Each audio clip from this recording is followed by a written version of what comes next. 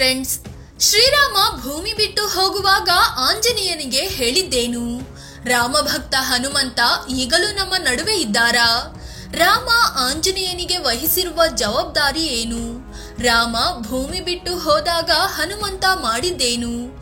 ಈಗ ಅಯೋಧ್ಯೆಯ ಹೊಸ ಮಂದಿರಕ್ಕೂ ಬಂದಿದ್ದಾರ ರಾಮಭಕ್ತ? ಎಲ್ಲವನ್ನು ಈ ವಿಡಿಯೋದಲ್ಲಿ ಹೇಳ್ತೀವಿ.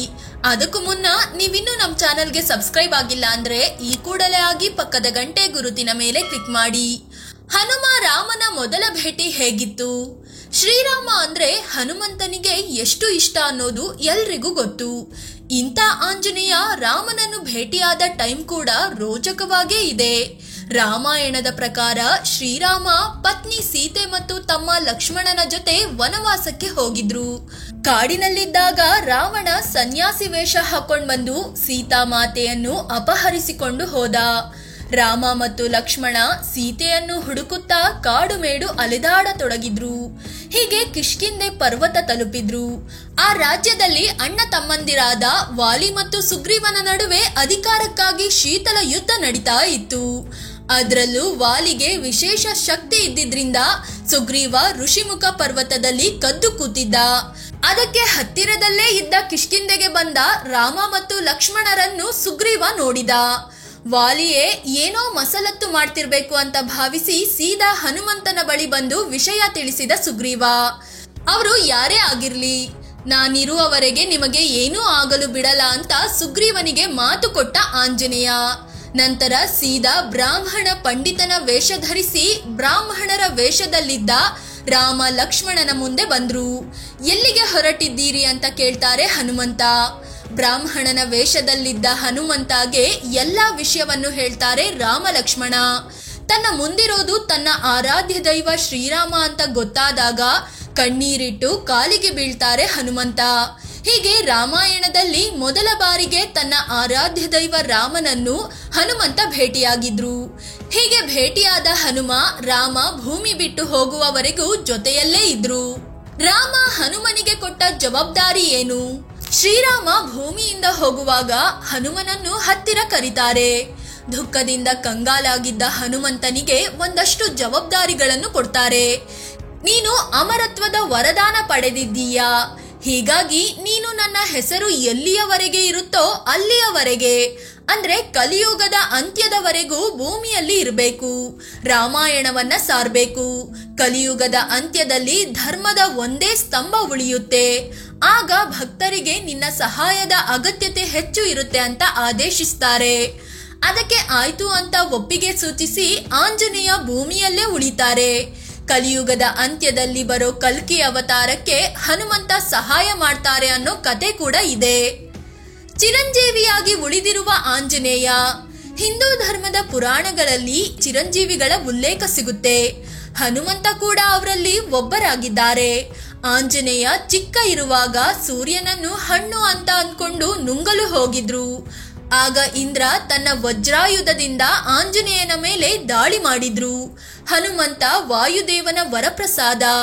ಹೀಗಾಗಿ ತನ್ನ ಪುತ್ರನ ಸ್ಥಿತಿ ಕಂಡು ಸಿಟ್ಟಿಗೆದ್ದ ವಾಯುದೇವ ಸೃಷ್ಟಿಯಲ್ಲಿ ಗಾಳಿಯನ್ನೇ ನಿಲ್ಲಿಸಿಬಿಟ್ರು. ಇದ್ರಿಂದ ಇಡೀ ಸೃಷ್ಟಿ ನಾಶದ ಅಂಚಿಗೆ ಬಂದು ನಿಲ್ತು.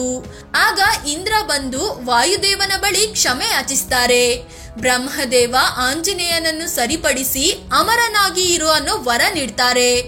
ಅದೇ ರೀತಿ ಲಂಕೆಯಲ್ಲಿ ಬಂದಿಯಾಗಿದ್ದ ಸೀತೆಯನ್ನು ಹುಡುಕಿದ್ದು ಆಂಜನೇಯನೇ. ಆಗ ಸೀತಾಮಾತೆ ಕೂಡ ಹನುಮಂತನಿಗೆ ಅಮರತ್ವದ ವರ ನೀಡಿದ್ರು. ಹೀಗೆ ಹನುಮಂತ ಚಿರಂಜೀವಿಯಾದ್ರು. ರಾಮ ಹೋದ್ಮೇಲೆ ಹನುಮಂತನ ಕತೆ ಏನಾಯ್ತು? ಶ್ರೀರಾಮ ಭೂಮಿ ತ್ಯಜಿಸಿದ ಬಳಿಕ ಹನುಮಂತನ ಕತೆ ಏನಾಯ್ತು ಅನ್ನೋದು ಯಾವುದೇ ಪುರಾಣಗಳಲ್ಲಿ ಉಲ್ಲೇಖವಿಲ್ಲ. ಆದ್ರೆ ಮಹಾಭಾರತದಲ್ಲಿ 2 ಕಡೆ ಆಂಜನೇಯನ ಉಲ್ಲೇಖ ಸಿಗುತ್ತೆ. ಒಂದು ಸಲ ಆಂಜನೇಯ ಭೀಮನ ಅಹಂಕಾರ ಮುರಿದು ಆಶೀರ್ವಾದ ಮಾಡ್ತಾರೆ. ಮತ್ತೊಂದು ಸಲ ಯುದ್ಧದ ವೇಳೆ ಅರ್ಜುನನ ರಥದ ಧ್ವಜವಾಗಿ ಇರ್ತಾರೆ. ಇವಿಷ್ಟು ಬಿಟ್ರೆ ಹನುಮಂತನ ಬಗ್ಗೆ ಮಾಹಿತಿ ಇಲ್ಲ. ಆದ್ರೆ ಜಗತ್ತಿನ ವಿವಿಧ ಭಾಗಗಳಲ್ಲಿ ಅಸ್ತಿತ್ವದಲ್ಲಿರೋ ನಂಬಿಕೆಗಳಲ್ಲಿ ಆಂಜನೇಯನನ್ನ ಹುಡುಕಬಹುದು. ಚೀನಾದಲ್ಲಿ ಶಕ್ತಿಶಾಲಿ ವಾನರ ಇದ್ದ ಬಗ್ಗೆ ಕಥೆಗಳಿವೆ. ಹತ್ತತ್ರ 1000 ವರ್ಷಗಳ ಹಿಂದೆ ಸನ್ ವುಕಾಂಗ್ ಹೆಸರಿನ ಶಕ್ತಿಶಾಲಿ ವಾನರ ಇದ್ದ. ಅಮರನಾಗಿದ್ದ ಆತ ದೇವರಿಗಿಂತಲೂ ಶಕ್ತಿಶಾಲಿಯಾಗಿದ್ದ ಅನ್ನೋ ಕಥೆಗಳು ಅಸ್ತಿತ್ವದಲ್ಲಿವೆ. ಅಷ್ಟೇ ಯಾಕೆ, 14ನೇ ಶತಮಾನದಲ್ಲಿ ಋಷಿ ಮಧ್ವಾಚಾರ್ಯರು ರಾಮನನ್ನು ಭೇಟಿಯಾದ ಬಗ್ಗೆ ಉಲ್ಲೇಖಿಸಿದ್ರು. 17ನೇ ಶತಮಾನದಲ್ಲಿ ತುಳಸಿದಾಸರು ಕೂಡ ಹನುಮನ ಬಗ್ಗೆ ಹೇಳಿಕೊಂಡಿದ್ರು. ತಾವು ರಾಮಚರಿತ ಮಾನಸ ಬರೆಯೋಕೆ ಹನುಮನೇ ಪ್ರೇರಣೆ ಕೊಟ್ಟಿದ್ದಾಗಿ ಬರೆದುಕೊಂಡಿದ್ರು. ಈಗಲೂ ಜಗತ್ತಿನ ಹಲವಾರು ದೇವಾಲಯಗಳಿಗೆ ಆಗಾಗ ಹನುಮಂತ ಬರ್ತಾರೆ ಅನ್ನೋ ನಂಬಿಕೆ ಇದೆ. ಸಾಧು ಸಂತರ ಪ್ರಕಾರ ಹನುಮಂತ ನಮ್ಮ ನಡುವೆಯೇ ಇದ್ದಾರೆ, ಆದ್ರೆ ಅವರನ್ನು ಗುರುತಿಸಲು ಸಾಧ್ಯವಾಗೋದಿಲ್ಲ ಅಷ್ಟೇ. ಶ್ರೀಲಂಕಾದಲ್ಲಿ ಮಾತಂಗ ಅನ್ನೋ ಬುಡಕಟ್ಟು ಸಮುದಾಯವಿದೆ. ಅಲ್ಲಿಗೆ ಪ್ರತಿ 41 ವರ್ಷಗಳಿಗೊಮ್ಮೆ ಹನುಮಂತ ಬರ್ತಾರೆ ಅನ್ನೋ ನಂಬಿಕೆ ಇದೆ. 2014ರಲ್ಲಿ ಹನುಮ ಬಂದಿದ್ದು 2055ರಲ್ಲಿ ಮತ್ತೊಮ್ಮೆ ಬರಲಿದ್ದಾರೆ ಅಂತ ನಂಬ್ಕೊಂಡಿದ್ದಾರೆ. ಹಿಮಾಲಯದಲ್ಲಿ ಜ್ಞಾನ್ಗಂಜ್ ಅನ್ನೋ ಒಂದು ಜಾಗವಿದೆ. ಅಲ್ಲಿಗೆ ನಾರ್ಮಲ್ ಜನರು ಹೋಗೋಕೆ ಆಗಲ್ಲ. ಅಲ್ಲಿ ಅಮರರಾಗಿರೋ ಚಿರಂಜೀವಿಗಳು ವಾಸವಾಗಿದ್ದಾರೆ. ಅದೇ ಜಾಗದಲ್ಲಿ ಹನುಮನೂ ಇರಬಹುದು ಅನ್ನೋ ನಂಬಿಕೆ ಕೂಡ ಇದೆ. ಈ ಎಲ್ಲಾ ನಂಬಿಕೆಗಳು ನಿಜವೇ ಆಗಿದ್ದಲ್ಲಿ ಹನುಮ ಇಂದು ಅಯೋಧ್ಯೆಗೂ ಬಂದಿರಬಹುದು. ಹನುಮಂತ ಯಾರ ಅವತಾರ? ಶಕ್ತಿ ಎಲ್ಲಿಂದ? ಹನುಮಂತನನ್ನು ವಾಯುಪುತ್ರ ಅಂತ ಕರೆಯಲಾಗುತ್ತೆ. ಅದೇ ರೀತಿ ಶಿವನ ರುದ್ರಾವತಾರಗಳಲ್ಲಿ 11ನೇ ಅವತಾರ ಈ ಹನುಮಂತ. ಎಸ್, ಪುರಾಣಗಳ ಪ್ರಕಾರ ವಿಷ್ಣುವಿನ ದೊಡ್ಡ ಭಕ್ತ ಶಿವ.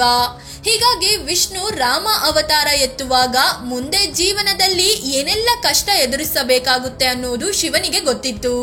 ಜೊತೆಗೆ ರಾಮನಿಗೆ ಕಷ್ಟದ ಸಮಯದಲ್ಲಿ ಓರ್ವ ಶಕ್ತಿಶಾಲಿ ಭಕ್ತನ ಅಗತ್ಯವಿರುತ್ತೆ ಅನ್ನೋದು ಕೂಡ ಅರ್ಥವಾಗಿತ್ತು. ಹೀಗಾಗಿ ಹನುಮಂತ ಶಿವನ 11ನೇ ಅವತಾರವಾಗಿ ಜನಿಸಿದ್ರು. ನಾವು ಆಗಲೇ ಹೇಳಿದ ಹಾಗೆ ಹನುಮಂತ ಚಿಕ್ಕ ಇರುವಾಗ ಸೂರ್ಯನನ್ನ ನುಂಗಲು ಹೋಗಿ ಇಂದ್ರ ದಾಳಿ ಮಾಡಿದ. ಆಗ ಎಲ್ಲಾ ದೇವತೆಗಳು ಪ್ರತ್ಯಕ್ಷವಾಗಿ ಹನುಮಂತನಿಗೆ ತಮ್ಮ ಶಕ್ತಿಯನ್ನ ನೀಡಿದ್ರು. ಇದರಿಂದ ಹನುಮಂತ ಶಕ್ತಿವಂತರಾದ್ರು. ಫ್ರೆಂಡ್ಸ್, ಇದು ರಾಮಭಕ್ತ ಹನುಮನ ಬಗ್ಗೆ ಒಂದಷ್ಟು ರೋಚಕ ವಿಚಾರಗಳನ್ನು ತಿಳಿಸಿಕೊಡುವ ಪ್ರಯತ್ನ. ಈ ಬಗ್ಗೆ ನಿಮ್ಗೆ ಏನ್ ಅನ್ಸುತ್ತೆ ಅಂತ ಕಾಮೆಂಟ್ ಮಾಡಿ ಹೇಳಿ. ಅದೇ ರೀತಿ ನೀವಿನ್ನು ನಮ್ಮ ಚಾನೆಲ್ಗೆ ಸಬ್ಸ್ಕ್ರೈಬ್ ಆಗಿಲ್ಲ ಅಂದ್ರೆ ಈ ಕೂಡಲೇ ಆಗಿ ಪಕ್ಕದ ಗಂಟೆ ಗುರುತಿನ ಮೇಲೆ ಕ್ಲಿಕ್ ಮಾಡಿ. ಧನ್ಯವಾದ.